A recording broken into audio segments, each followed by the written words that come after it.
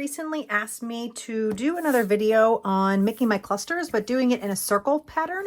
And I thought that would be kind of fun to do for my December daily. So I thought I would share that process with you here. I'm probably going to do a voiceover for this just because I don't know. I've tried to talk during my videos and I'm just not very good. Either I'm super quiet or I can't figure out what to do because I'm trying to talk at the same time. So I prefer just to do a voiceover. So you'll probably see that from me here in a second. But basically I'm going to just explain a little bit about the process and then I'll speed it up and do a voiceover.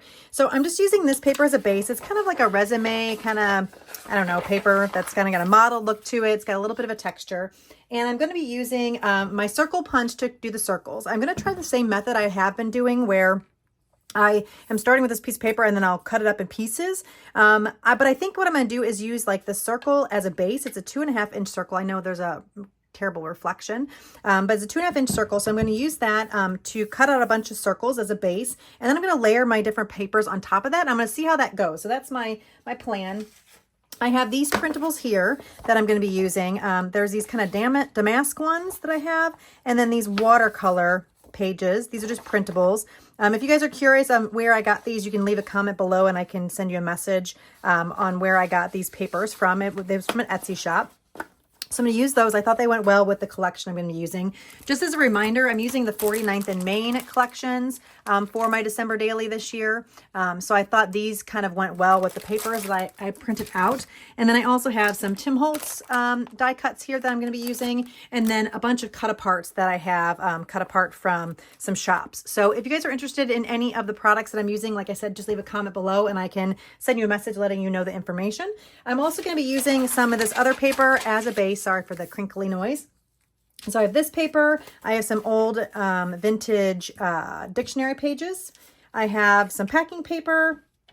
I have this music paper. So I think that's what I'm going to be using for most of the little clusters here. And then we'll kind of go from there. So hope you will enjoy the video and you come along. And I will be on shortly showing you how I kind of make these. Thanks. All right, so now I am going to be punching out several circles. I think I get about maybe 8 or so. We'll count them in a minute. I'm just going to punch these out with this circles punch. I think it's a 2-inch punch, maybe a 1.5 inch. Can't quite remember. I might show it, I'm not quite sure. But after I get all these punched out, I'm going to lay them out even on the paper here. And if you guys want to know the size of the punch, I can let you guys know that later on. I think it's 1.5 inches or maybe 2 inches. I can't quite remember off the top of my head, but I can definitely give that information to you. If you need it, just leave me a comment below and I'll grab that for you. What I'm going to do next is I'm going to be collaging on top of these. Obviously, I'm using a base, but it's exactly going to be a circle collaging. I didn't really know how to make it another way where it was more. So I'm just going to be going with this. And I really like how it turns out. It still has a really nice to it, and I think it works. It is different shape than some of the other ones I've done, and it is much more uniform. So each one is a bit more of a uniform shape than the other ones I've done before where I'll tear out all these pieces to use as the base, but I like how this looks in the end. So what I did was I punched out circles from some paper, some book page, and page. So that's what I have all there. Scraps of paper that I thought looked nice and had kind of a Christmas vibe to them, and I'm going to add them on. Typically what I like to do is I like to add at least 3 pieces of kind of collage paper on top of my base for each of the clusters. So that's kind of my my kind of rule of thumb, if you will. I just feel like that's a good number of pieces to give some fun dimension and texture. And I'm also using this green paper for the collage pieces. This is some masking paper that you can get at the hardware store, and then some brown paper that I had got in packages that came in the mail. Using this really pretty vintage book page here for also some layering. And then when I'm done with all this, you're going to see that I am going to ink a lot of these pieces up. I will spare you some of that watching of me inking, but you'll see a little bit of that here in a little bit.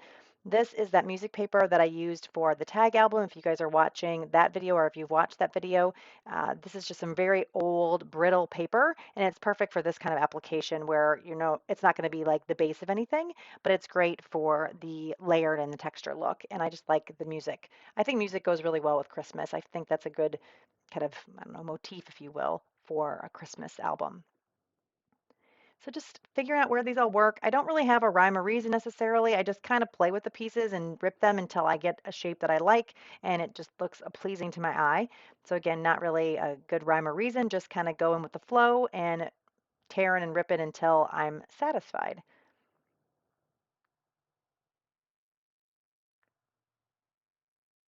So now I'm pulling out some of the printed digital paper that I have here. And I'm going to rip out a chunk of that. And again, trying to kind of keep the colors different in each of the clusters. I mean, or they're all the same color, I guess, but trying to just use different colors for each of the scraps. I don't want to use like too much red or too much green. And I'm trying to kind of do a combination of red, green, and then that kind of more beige neutral color on each of them. So I'm almost done putting the layers down, and then I'm going to start inking here in a couple minutes. And again, I just keep playing with it until I'm satisfied with what it looks like.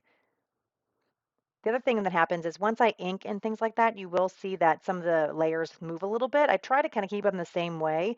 I'm pretty meticulous when I'm doing this. Like I want to have them exactly in the right position. And then I go to ink and then I'm like, oh, wait, how did I have those laying down? So they don't necessarily always go back exactly the way I had them, but they're close enough and they still look nice to my eye. And I am going to ink around a lot of these pieces, not necessarily some of the brown paper and the book pages and things like that, mostly this digital paper because it was very white and it had a white core and I just wanted to kind of grunge it up a little bit. And you can see I'm using that little brush too to add a little bit more color. I just thought the white was a bit too stark and I didn't want it to be too glaring. So I am adding a little bit of the ink to the white kind of inside part of the digital page as well. I missed a piece here, so I'm going to add this music piece.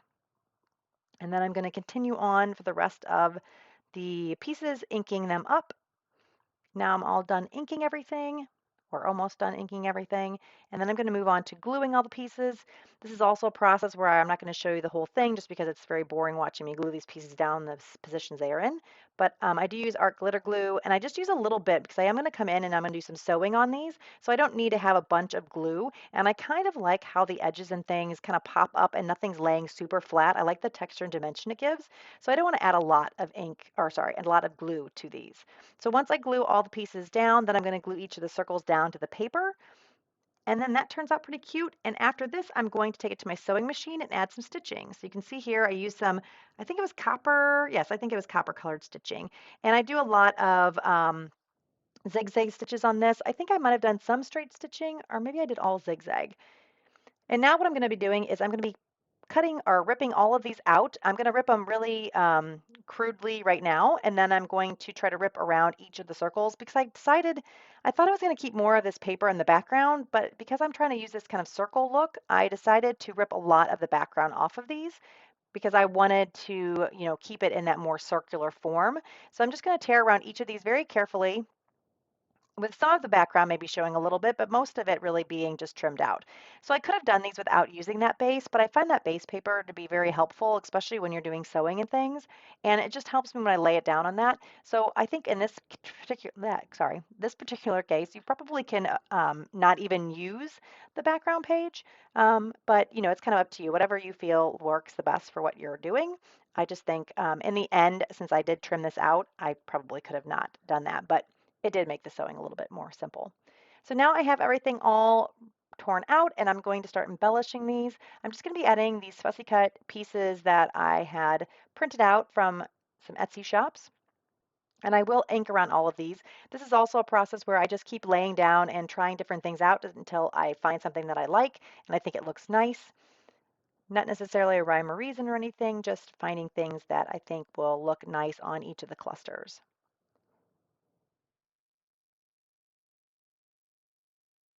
I do really like that poinsettia there. I'm not sure if I end up using that. I might end up pulling that off and putting something a little bit smaller. I love that Santa. I love his blue color, and I think it looks really nice with kind of bluish green and that leaf on the back of that circle that I put him on. There's another little Santa there I got there. And here I'm just kind of changing things out again. I think that Yule log looks a little bit nicer there, and I'm going to decide on, I think a wreath on this one. So now I'm going to ink around the edges. A lot of it has the white edges. I don't like to kiss cut some of these. I like to have a little edge around it, but then when I do that, I feel like it's a little too stark, so I do add ink around the edges when I do that. And then next I am going to add some fabric. On all of these, I always add a little bit of fabric to each of them. I just, again, feel like it gives some more texture and dimension. And these are going to be embellishments on different pages in my December daily. So I think having the different texture and dimension, it's kind of like all done, and you don't have to do a whole lot of embellishing on your page then potentially, depending on the size of your page, obviously. So I think these circular ones are a little bit smaller, so it won't be the only thing that I embellish a page with. But in some instances, when I do some of the bigger clusters, I will use that as one of the only embellishments on the page because it just has a lot of texture and dimension. It doesn't necessarily need a lot more. The fabric I'm using here, I think it's a vintage fabric. This is a fabric I got from Goodwill, I believe. And then the snowflake fabric is from Joann's. And I use that for a couple different albums that I've done in the past for Christmas and just adding little snippets. I do like the torn edge more. Sometimes the smaller pieces are too hard to tear, so not all the edges are like that torn edge, but I do like that kind of gruffy, scruffy look to it. After I get the fabric on these, and I'm also going to pull out some cheesecloth and I think some maybe uh, tea-dyed tea-dyed fabric as well.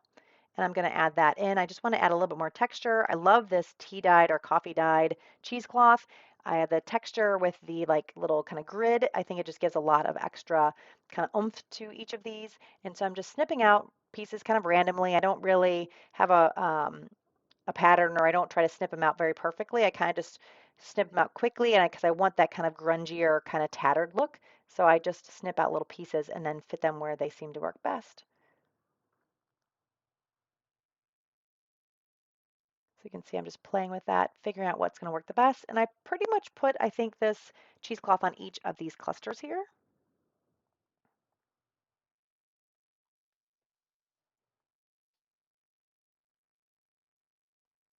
And then I think I'm going to have some of the fabric now. I think that's what I'm pulling out here. Yeah. So I have some coffee dyed fabric. It's kind of got a texture tooth to the fabric. It's not a real smooth fabric, which I like.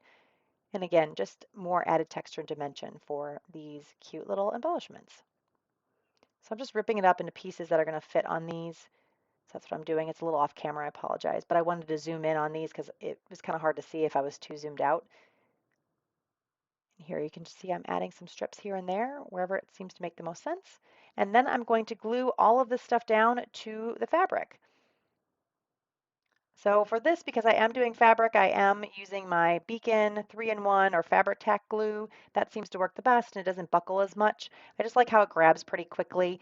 The art glitter glue will work too, but it just seems to seep in the fabric more. And I like this because the fabric kind of stays more on the surface. It doesn't like seep into this glue quite as much. I mean, it still does, but it's just not the same as more of a white glue does. So that's why I choose to use the Fabri-Tac or the Beacon 3-in-1 when I'm doing gluing on fabric. So now I'm just finishing up the last one here, and I'm going to close up my glue, and then I will move on. I'm going to show you quickly what they look like. I'm actually going to do a little bit more work on these here in a little bit, but you'll see that at the end of the video. And after I show you these, then I'm going to work on 3 more. And again, doing a very similar process where I'm going to put down the fussy cut pieces. Then I'm going to add some fabric, cheesecloth, and some of the other fabric to each of these. So that's what's going to happen here.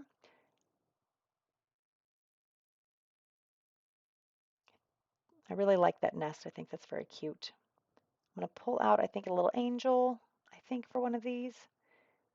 And then I can't remember on the other one. I think it's going to be something. Oh, yeah, that's going to be the little house. I really like this house. I think it's cute. And actually, I'm going to switch out that nest for that Santa. I like that Santa. He's a very fun looking Santa. I don't know why I like him so much, but he's one of my favorite Santas that I have cut out.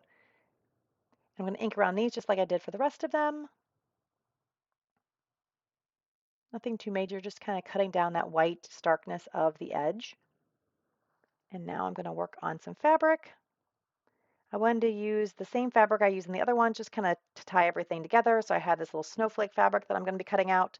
And then I'll be pulling out some cheesecloth as well. Just pulling out those extra strings. Anytime you rip the fabric, you get a lot of strings, so I just usually just throw those out, get them out of the way.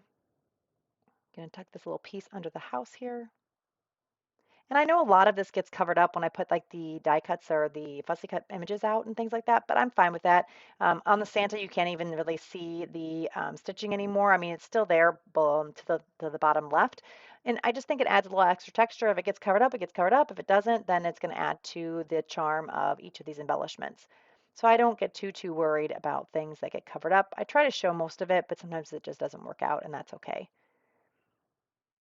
So there's more of that coffee dyed textured more fabric. That little piece there, I'm trying to find a place for it. Doesn't seem like it wants to fit anywhere. And so I'm just going to move on to the cheesecloth. I'm going to put a nice chunk under Santa. I just really like that, how it kind of sticks out around the edge and it kind of wraps around the circle. So I thought that was really nice looking. And then I'm going to put some more on each of the other two. And then once I have everything that I want on here, I am going to glue everything down just like I did before with my 3-in-1 beacon glue. And at the very end, I'm going to show you how I did some hand stitching and adding some vintage buttons to these. I really like adding the hand stitching. It just gives another texture. I don't do it on all of them all the time. I think I might have done it on all of these possibly, but sometimes I just do it on a couple of the clusters that I'm making. But I really like that touch. It just adds, again, another texture to the embellishment. So I want to thank you guys so much for joining me. If you're enjoying this or you enjoyed this series or this little video, please give me a thumbs up. If you haven't already, I'd love to have you as a subscriber. And if you have any questions about anything I did, please leave them in the comments below. And yeah, I'm just hoping you're having a wonderful holiday season. Hope you enjoyed these clusters. I would love to see what you guys try out. And yeah, you can see there my little hand stitching on a couple of these. Yeah, I think they turned out really cute. I think they're going to be great additions to my December daily. And yeah, I will talk to you guys again very soon. Have a great and wonderful holiday season. Bye, everybody.